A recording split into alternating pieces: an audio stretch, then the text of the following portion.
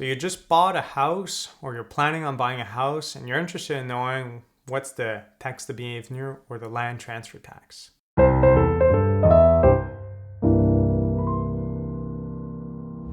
So the land transfer tax is based on a percentage based on the price that you pay.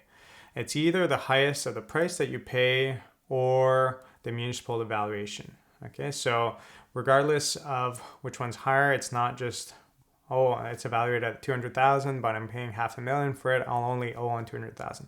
Whichever one's the highest is what it's going to be based off. And then afterwards, it has different percentages depending on the price. So if I look at here how it's calculated on this website, I could see that for 250,000, it should be 2,250. But this website is kind of very general in the sense that it doesn't really tell me how it's calculated.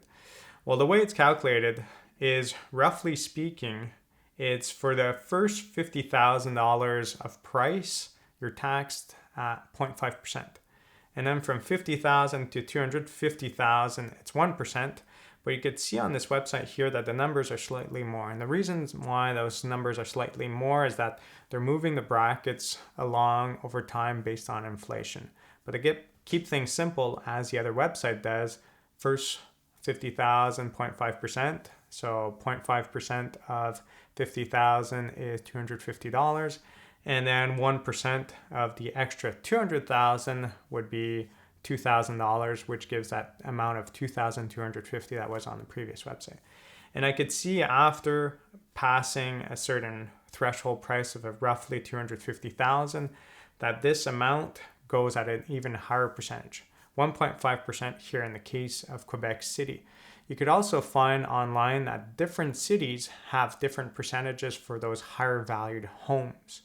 So the beginning two kind of sections are roughly the same for all the cities, but then when you pass a certain value, some cities will charge 1.5%, as Quebec City does, and some others might charge more than that. So it's something to look into. So look at the house that you're interested in for this project. Figure out what would be the land transfer tax or taxe de bienvenue.